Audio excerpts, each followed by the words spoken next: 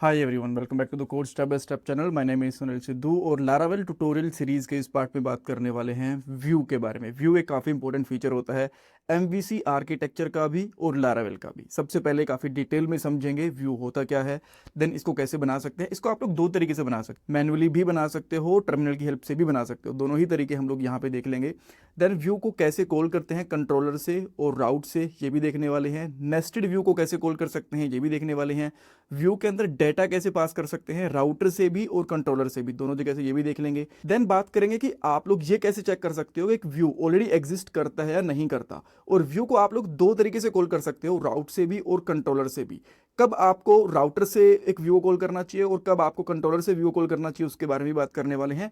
और कुछ important interview questions भी डिस्कस करेंगे। ये हमारी लारावेल 13 की प्लेलिस्ट है जो आपकी डेफिनेटली हेल्प करने वाली है फ्रंट एंड टेक्नोलॉजीज की जॉब में, प्रोजेक्ट में, इंटरव्यूज वगैरह में।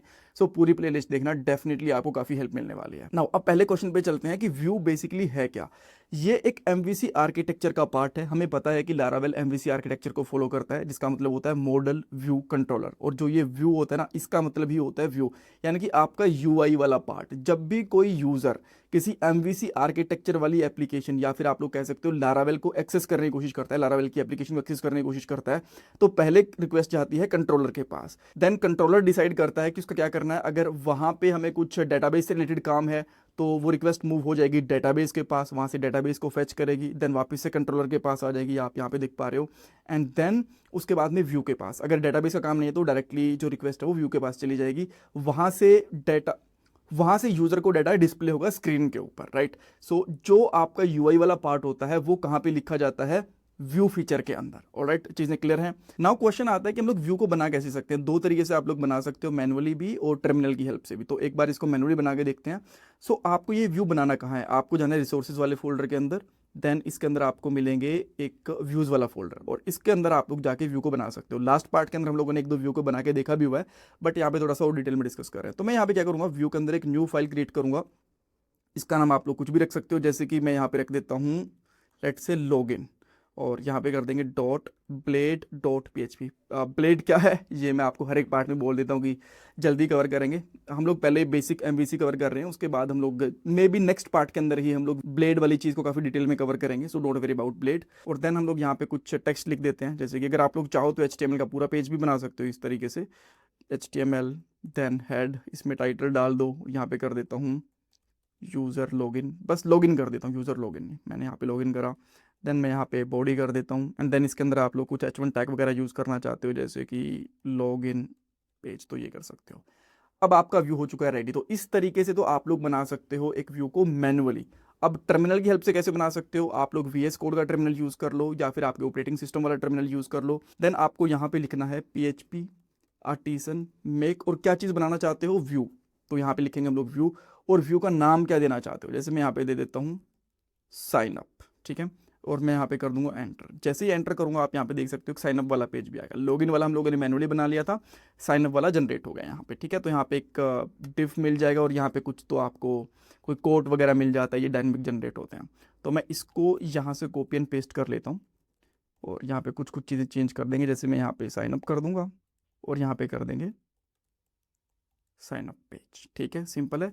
दोनों ही तरीके से हम लोगों ने व्यू को बना के देख लिया। नाउ नेक्स्ट क्वेश्चन आता है कि इस व्यू को हम लोग डिस्प्ले कैसे करवा सकते हैं। दोनों ही जगह से आप लोग कॉल कर सकते हो इसको, राउटर से भी और कंट्रोलर से भी। पहले मैं आपको राउटर से कॉल करके दिखा देता हूँ।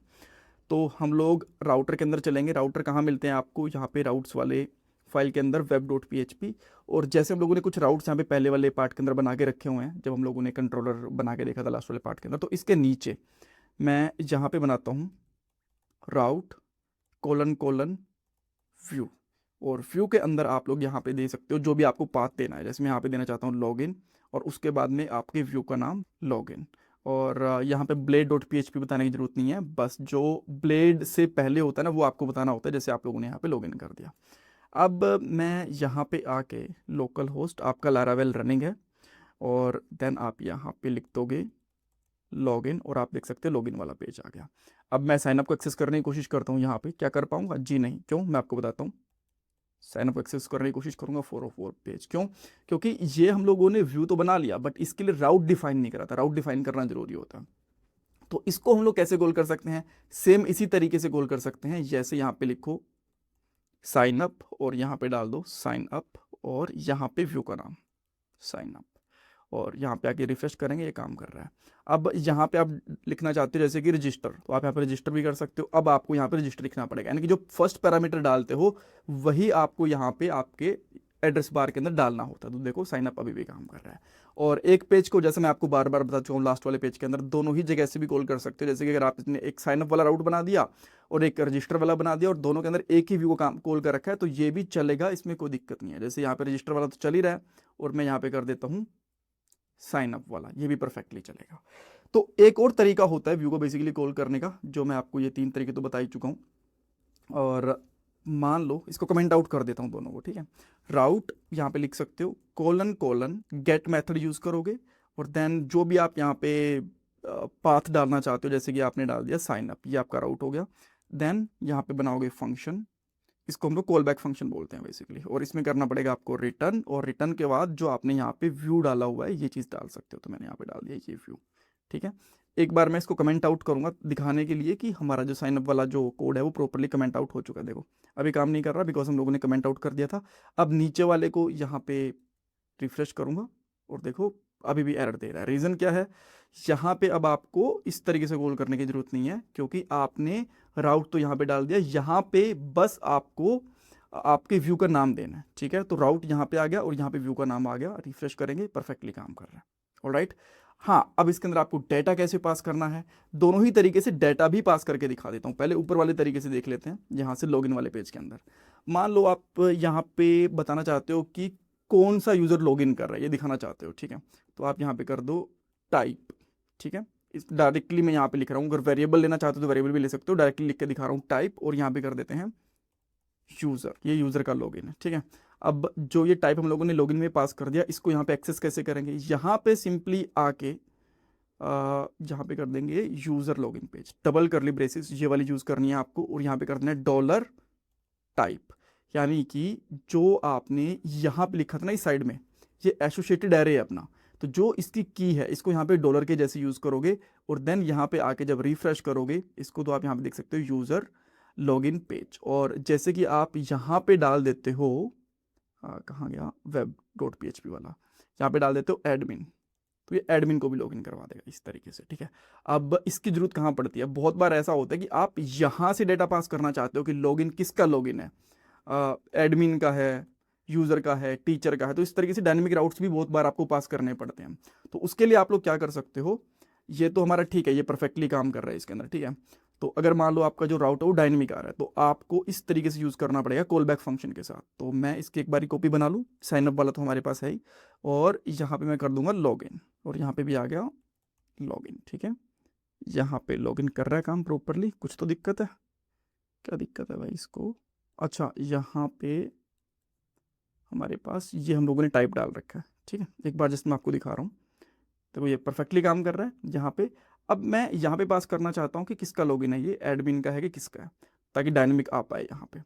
तो यहाँ पे आके इस तरीके से करली ब्रेसेस लगानी है, और यहाँ पे कर दो टाइप, और देन इस फंक्शन के अंदर डॉलर टाइप दे दो, और देन यहाँ पे आके यहाँ पे बता दो टाइप जो हो गया आपकी एरे की, और यहाँ पे डाल दो डॉलर टाइप, ठीक है। तो अब यहाँ पे आके जैसे कि मैं एडमिन करता हूँ तो एडमिन वाला प्रॉपरली काम कर रहा है, यूज़र करता हूँ ये भी काम कर रहा है, स्टूडेंट जो भी लिख रहा हूँ वो प्रॉपरली काम कर रहा है। तो अब इसको यहाँ पे दिखा कैसे सकते हैं, सिंपली यहाँ पे टाइप को लिख दो, और अब देखना यहाँ पे दिखेगा स्टूडेंट लॉगिन, जो भी हम लोग यहाँ पे लिख रहे हैं, then admin login, user login. तो इस तरीके से आप लोग यहाँ पे डायनेमिक राउटिंग भी कर सकते हो, और जो आपके डायनेमिक राउटिंग से डाटा आ रहा है, नाम आ रहा है, आईडी आ रही है, कुछ भी आ रहा है, उस तरीके से आप इसको पैरामीटर के अंदर भी भेज सकते हो। तो हम लोगों ने यहाँ पे देख लिया कि आप लोग राउट से व्यू कैसे कॉल कर सकते हो, कंट्रोलर से कैसे कॉल कर सकते हैं, बहुत आसान है।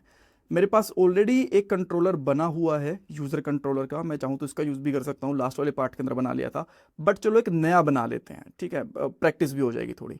तो यहाँ पे क्या करता हूँ मैं, जो यूज़र कंट्रोलर था ना पहले वाला, इसको डिलीट कर दें क्या, नहीं एक नया ही बना लेते हैं यार। तो ये वाले टर्मिनल बंद करूँगा, और यहाँ पे करूँगा PHP आर्टिसन मेक कंट्रोलर, और कंट्रोलर का नाम यहाँ पे कर देता हूँ लेट से ऑथ कंट्रोलर, ठीक है। कुछ और नाम रखना चाहते हो भी रख सकते हो, बस मैंने ऐसे ही रैंडमली ऑथ कंट्रोलर इसका नाम रख दिया। देन इसको हम लोग कर देते हैं एंटर। तो हमारे पास एक ऑथ कंट्रोलर बन गया होगा। यहाँ पे चलते हैं। अब इसकी हमें ज़रूरत नहीं है, इसको मैं यहाँ से हटा देता हूँ। देन HTTP के अंदर जैसे यूज़र कंट्रोलर था वैसे ही ऑथ कंट्रोलर भी हमारा बन गया है, ठीक है।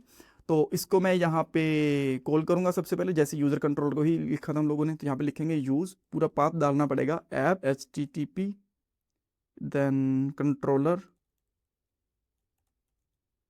देन इसके बाद में ऑथ कंट्रोलर, ये आ गया हमारा, ठीक है। और हाँ, लास्ट में सेमीकोलन भी लगाना है। तो अब इसको कैसे यूज़ करेंगे हम लोग। ऑथ कंट्रोलर था, तो मान लो आप, ये भी मैं एक बार के लिए कमेंट आउट कर दे रहा हूँ, ठीक है।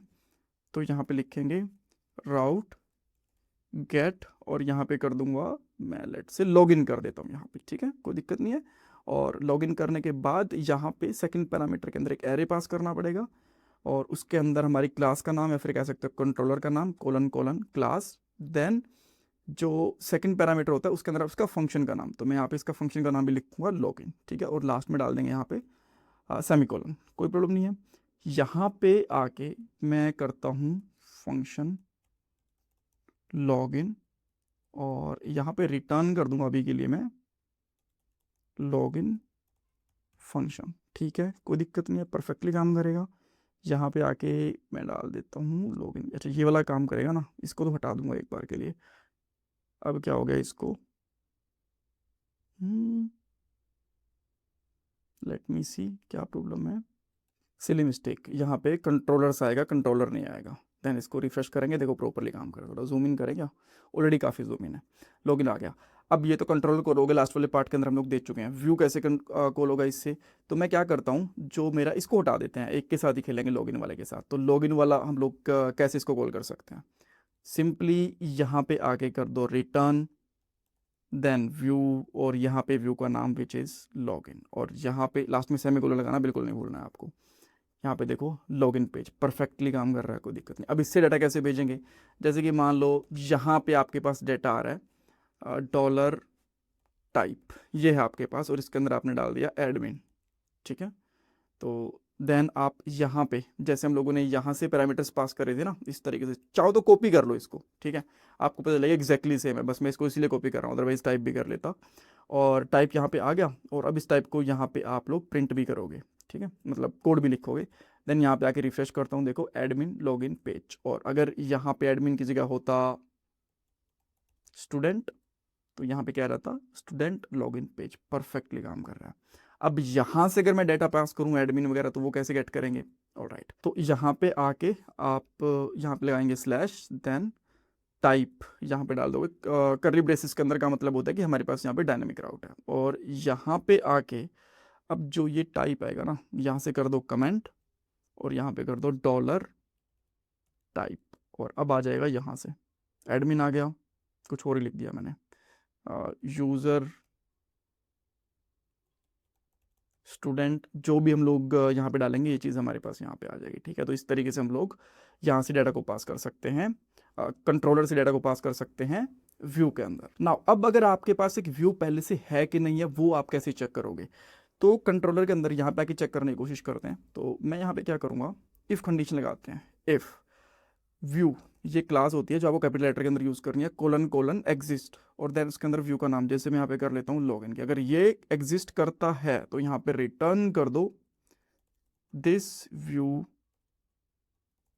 Is present in app. Else हम लोग यहाँ पे कर देंगे, कोलन लगाना पड़ेगा,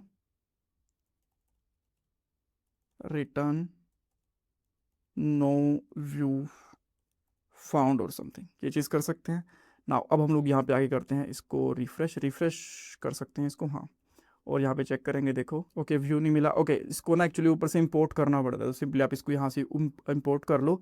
और आई थिंक ना एग्जिस्ट नहीं होता, एग्जिस्ट्स होता है, ये चीज़ भी आपको ध्यान रखनी है। देन मैं इसको अगेन यहाँ से रिफ्रेश करूँगा, देखो दिस व्यू इज़ प्रेजेंट। अब मेरे पास यहाँ पे किस नाम का व्यू नहीं है, लेट्स से हेलो नाम से कोई व्यू है नहीं, इसको मैं यहाँ पे चेक करूँगा, देखो नो व्यू फाउंड, तो ये भी प्रॉपरली काम कर रहा है। नाउ अब इसके बाद और क्या रहेगा, एक बार चेक कर लेते हैं यहाँ पे आके। अच्छा, एक नेस्टेड व्यू भी तो होता है ना हमारे पास, वो कैसे बना सकते हैं? नेस्टेड व्यू होता क्या है बेसिकली, जैसे कि हमारे पास यहाँ पे व्यूज़ वाला फोल्डर है, इसके अंदर यूज़र का नाम से एक अलग से अंदर फोल्डर है, ठीक है, तो उसके अंदर आपके पास व्यू पड़े हैं, उनको बोलते हैं नेस्टेड व्यू। अब मैं यहाँ पे क्या करता हूँ, इस यहाँ पे एक और डालता हूँ, जैसे कि यूज़र के लॉगिन अलग से ही हैं, ठीक है, यहाँ पे यूज़र है और इसके अंदर मैं एक और बना देता हूँ लॉगिन। बाहर वाले मान लो कि जेनरिक लॉगिन है और अंदर वाला स्पेसिफिकली यूज़र के लिए, तो login dot blade dot PHP। अब इसको कैसे कॉल करना होता है, यहाँ पे आके इन सबको तो मैं यहाँ पे कर देता हूँ कमेंट आउट,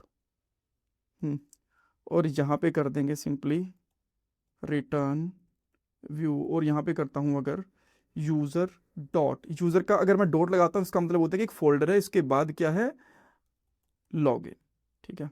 और यहाँ पे कुछ लिखा भी है क्या हम लोगों ने, इसके अंदर लिखा तो कुछ है नहीं, और यहाँ पे कर देते हैं यूज़र लॉगिन पेज, ठीक है।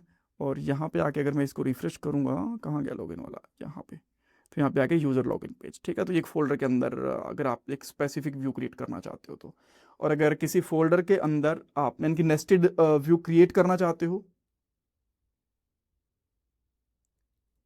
राइट, तो इस तरीके से आप लोग एक नेस्टेड व्यू को क्रिएट कॉल कर सकते हो बेसिकली। अगर क्रिएट करना हो तो वो कैसे कर सकते हो, बहुत सिंपल है, PHP आर्टिसन मेक व्यू, और जो भी व्यू का नाम है, जैसे कि आप साइन अप रखना चाहते हो, और उससे पहले इस फोल्डर का नाम, जैसे कि आपके फोल्डर का नाम है लेट्स से यूज़र डॉट, तो और यहाँ पे कर देंगे साइन अप, तो अब ये यूज़र वाले फोल्डर के अंदर जाए क्रिएट होगा, आप ये देख सकते हो इस तरीके से, ठीक है।